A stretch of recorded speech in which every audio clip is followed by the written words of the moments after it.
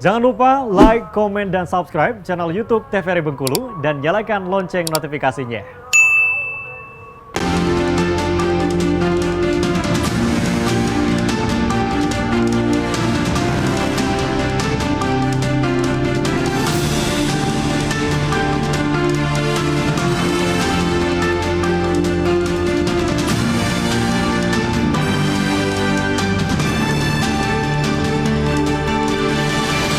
Assalamualaikum warahmatullahi wabarakatuh. Apa kabar Anda, saudara? Dan tentunya senang sekali kembali bersama saya Afriko Zuhri dalam acara Berendo kali ini.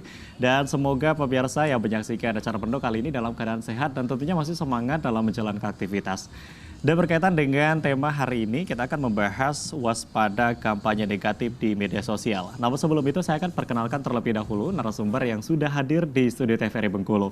Sudah hadir Bang Akadika nih selaku konten kreator. Assalamualaikum Bang. Waalaikumsalam. Gimana kabarnya, sehat?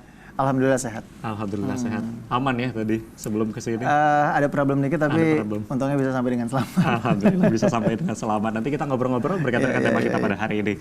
Dan tentunya pemirsa berkaitan dengan tema juga, kita akan nanti ngobrol-ngobrol juga bersama dengan Bang Sony Taurus selaku ini pengguna media sosial juga nih. Siap. Assalamualaikum Bang Sony. Waalaikumsalam warahmatullahi wabarakatuh. Gimana kabarnya, sehat? Alhamdulillah. Alhamdulillah sehat ya. Aktivitas lancar? Alhamdulillah ya. Alhamdulillah aktivitas lancar. Baik, kali ini kita masih membahas berkaitan dengan pemilu lagi nih Bang. Jadi tapi temanya hari ini berkaitan dengan waspada kampanye negatif di media sosial. Nah, pemirsa TVRI Bengkulu, seperti yang kita ketahui bahwasanya pengguna internet di Indonesia saat ini memang terus meningkat, terutama 5 tahun terakhir. Selain sebagai hiburan, tentu saja pengguna juga cenderung memanfaatkan internet ini sebagai bentuk untuk kita bisa mendapatkan informasi. Media sosial ini menjadi platform yang paling banyak digandrungi. Nah, kalau kita bicara media sosial juga, tentu ini menjadi kemungkinan ada juga potensi pelanggaran yang bisa muncul, apalagi di pemilu 2024 ini menjadi sesuatu yang memang harus kita waspadai, apalagi waspada kampanye negatif di media sosial. Akan kita bahas bersama tentu dalam tema hari ini, waspada kampanye negatif di media sosial. Nah, kalau kita bicara media sosial ini pasti luas sekali, apalagi ini mungkin kalau bicara terkait dengan pemilu yang memang sebentar lagi pesta demokrasi di 2024. Nah, mungkin berkaitan dengan media sosial. Nah, kalau dari Bang Akadika sendiri, melihat media sosial dalam pemilu ini seperti apa sih Bang? Kalau sekarang mau tidak mau, suka tidak suka, kalau kita compare sama 5 tahun yang lalu, penggunaan media sosial itu udah berkali-kali lipat lebih banyak ya, dengan akses yang sangat mudah, apalagi sekarang dengan banyaknya pilihan. Kalau dulu mungkin 5 tahun yang lalu, di pemilu 5 tahun yang lalu itu platformnya tidak banyak gitu, paling hanya itu-itu aja. Cuman sekarang mungkin segmennya lebih banyak, lebih luas. Nah, kalau dilihat dari dunia politiknya juga semuanya sepertinya politisi juga memanfaatkan ya, mulai dari yang lagi trending, semuanya diikutin sama para politisi gitu. Nah, anak mudanya juga, saya nggak tahu nih efeknya nanti seperti apa, tapi anak muda sekarang jauh lebih kritis gitu. Jadi kalau melihat politik dengan media sosial sekarang, pendekatan mereka ke anak muda melalui media sosial, mungkin mereka sudah melakukan banyak cara. Tinggal anak mudanya nih gitu, bisa memfilterisasi informasi yang masuk atau enggak gitu. Oke, benar. Jadi memang dalam 5 tahun terakhir ini selalu terjadi peningkatan, apalagi ini menjadi peningkatan yang signifikan ya bagi pengguna media sosial itu sendiri. Nah, kalau dari Bang Sony sendiri seperti apa menanggapi terkait media sosial, khususnya dimanfaatkan oleh untuk keperluan politik dan juga pemilu nih? Nah, kalau bicara soal media sosial, saya pikir ini eranya cukup ini ya, kita banyak yang bisa dimainkan, dalam artian pencerdasan kepada masyarakat bisa dimainkan peran di situ. Dan juga peran anak muda juga bisa berperan lebih banyak, saya pikir. Hari ini kita lihat bahwa memang anak-anak muda lebih banyak memegang peranan. Teknologi informasi sudah maju, media sosial segala macam. Jadi dengan seperti itu ini membuat masyarakat semakin tercerdaskan dengan situasi ini kan, dan banyak yang diuntungkan. Apalagi sekarang dengan banyak misalnya aplikasi di media sosial ini cukup membantu sekali. Belum lagi orang-orang yang hari ini kan banyak yang seperti Bung Kadika kan ini dari konten kreator, dan hari ini banyak orang seperti itu kan, yang itu memberikan pencerahan kepada orang banyak. Artinya banyak sekali efek positif gitu ya bisa didapatkan dengan pengguna media sosial ini. Memang tadi disampaikan juga oleh Bang Dika, mungkin banyak pemilu ataupun para aktor politik kita yang memang sudah terjun ke sana, tidak hanya di Instagram, TikTok dan lain sebagainya, memanfaatkan dari media sosial itu sendiri. Nah, kalau dari Bang Dika sendiri, pemanfaatan media sosial Bang Dika ini sebagai konten kreator nih ya. Oke, konten kreator. Kalau boleh tahu nih bidang apa nih, Bang?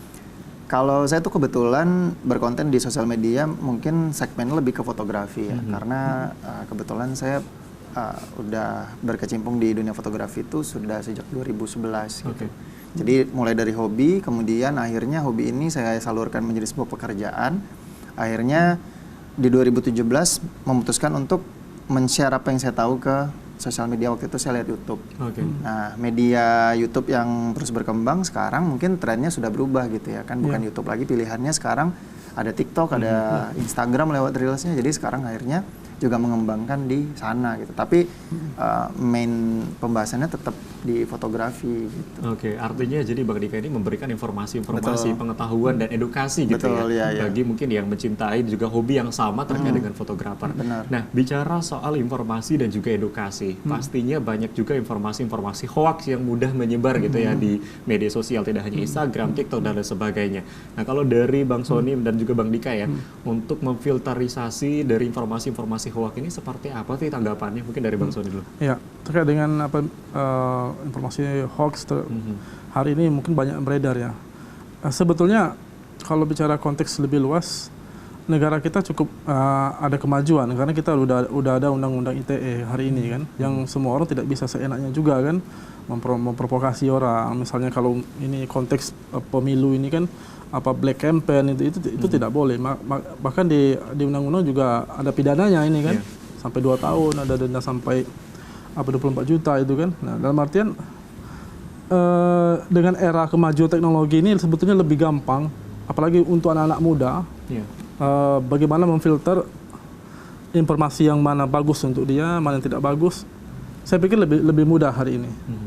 Tapi kita perlu edukasi juga kepada mungkin anak-anak yang baru bermain di medsos itu kan, dan juga pada orang-orang orang tua yang hari ini dia generasinya berbeda dan begitu kan. Ini penting juga sama-sama kita mencerdaskan. Karena saya lihat bahwa memang era sekarang ini adalah eranya anak muda. Era digital. Dia memegang peranan ya. Hari ini bagaimana perusahaan-perusahaan besar tumbang gitu kan. Bagaimana pengusaha muda itu sangat muncul hari ini, banyak sekali saya lihat itu kan.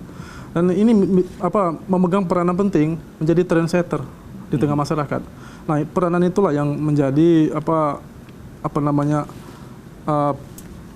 public figure di tengah masyarakat, memberikan pencerahan kepada masyarakat. Artinya untuk memfilterisasi ini juga artinya dengan kita waspada dan juga mengawasi, terutama mungkin tadi disampaikan untuk anak-anak yang memang baru terjun ke media sosial itu sendiri.